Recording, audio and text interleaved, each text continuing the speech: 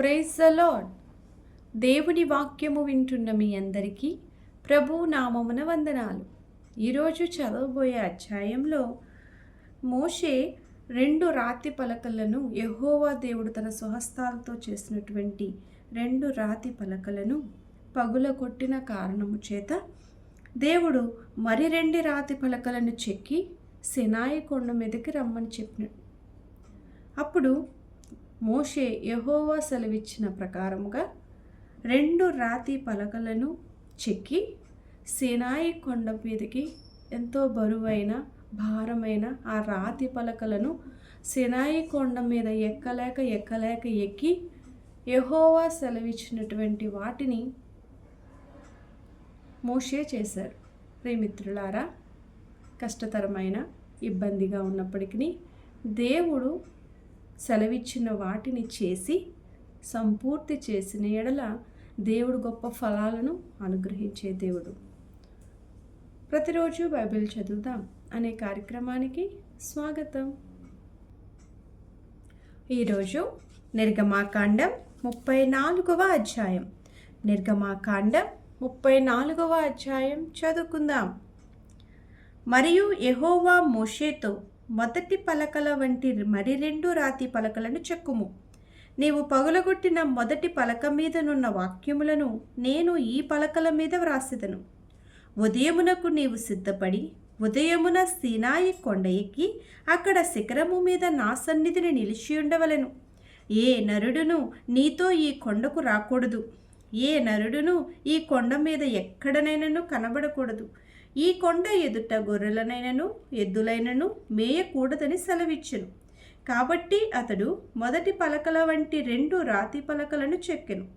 మోషే తనకు యెహోవా ఆజ్ఞాపించినట్లు ఉదయమందు పెందలకడ లేచి ఆ 2 రాతి పలకలను చేతపట్టుకుని సీనాయి కొండ ఎక్కగా మేఘములో యెహోవా దిగి అక్కడ అతనితో నిలిచి యెహోవా అను నామమును ప్రకటించెను.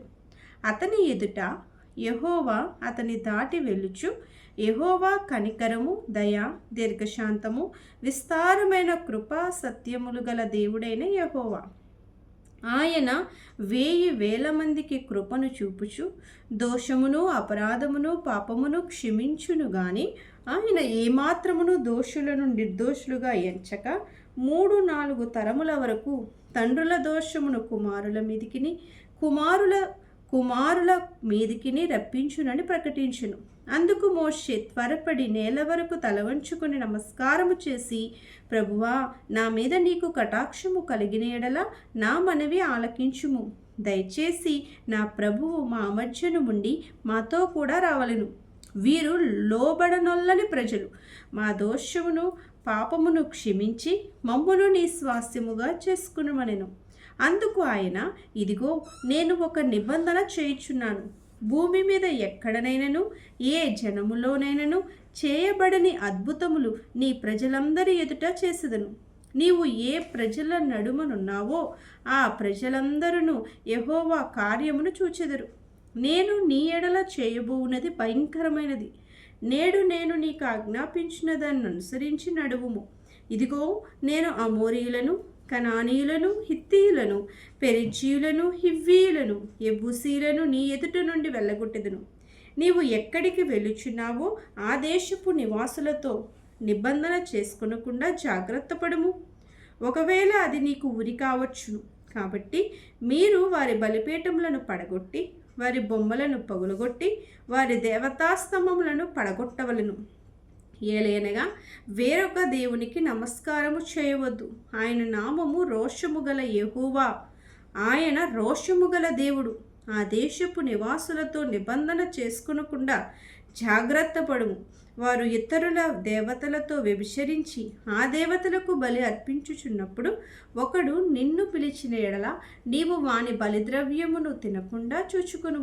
మరియు నీవు నీ కుమారుల కొరకు వారి కుమార్తెలను పుచ్చుకొను ఎడల వారి కుమార్తెలు తమ దేవతలతో వ్యభిచరించి నీ కుమారులు తమ దేవతలతో వ్యభిచరింపచేయుదురేమో. పోతపోసిన దేవతలను చేసుకొనవలదు. మీరు పొంగని వాటి పండుగ ఆచరింపవలను. నేను నీకు ఆజ్ఞాపించినట్లు అబీబు నెలలో నియామక కాలమందు 7 దినములు పొంగని వాటినే తినవలెను. ఎలయనగా అబీబు నెలలో ఐగుప్తులో నుండి మీరు బయలుదేరి వచ్చితిరి. ప్రతి తొలిచూలు పిల్లయు నాది. నీ పశువులలో తొలిచూలుదైన ప్రతి మగది దూడయే గాని గొర్రె పిల్లయే గాని అది నాదగును. గొర్రె పిల్లను ఇచ్చి గాడిద తొలిపిల్లను విడిపింపవలెను. దాని విమోచింపని ఎడల దాని మెడను విరుగదీయవలెను. నీ కుమారులలో ప్రతి తొలిచూలు వాని విడిపింపవలెను. నా సన్నిధిని వారు ఒట్టి చేతులతో కనబడవలదు. 6 దినములు నీవు పనిచేసి 7వ దినమున విశ్రమింపవలెను. దున్ను కాలమందైనను కోయ కాలమందైనను ఆ దినమున విశ్రమింపవలెను. మరియు నీవు గోధుమల కోతలో ప్రథమ ఫలముల పండుగను అనగా వారముల పండుగను సంవత్సరాంతమందు పంట కూర్పు పండుగను ఆచరింపవలెను.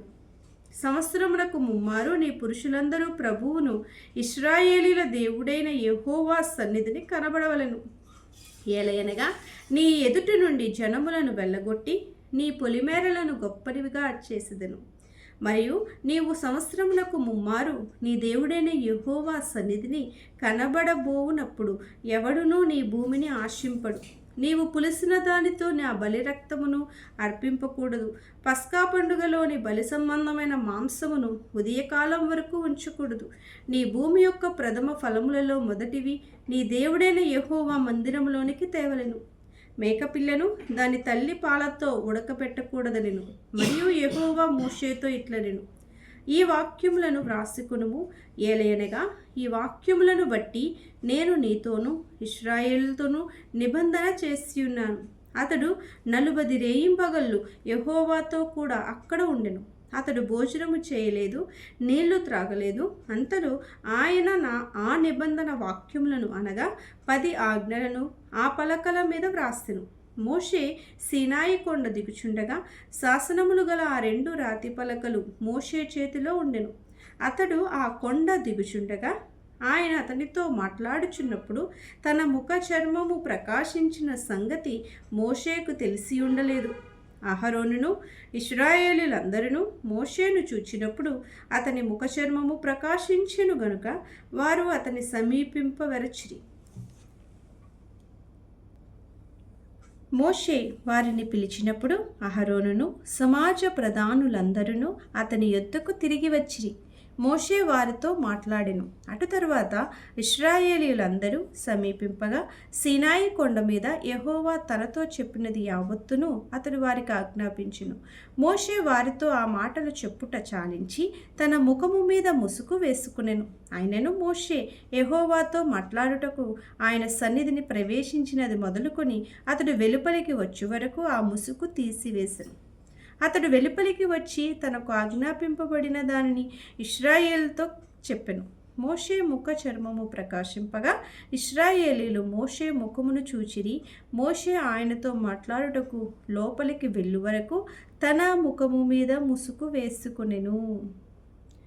దేవుడి వాక్యమును దీవించి మన వెనుకిడిలో ఆశీర్వదించును గాక. ప్రతిరోజు ఇలా దేవుని వాక్యమును వినడానికి ప్రతిరోజు బైబిల్ చదువుదాం అనే కార్యక్రమాన్ని లైక్ చేయండి, షేర్ చేయండి, సబ్స్క్రైబ్ చేయండి. దేవుడు మిమ్మల్ని దీవించి ఆశీర్వదించును గాక. ఆమేన్.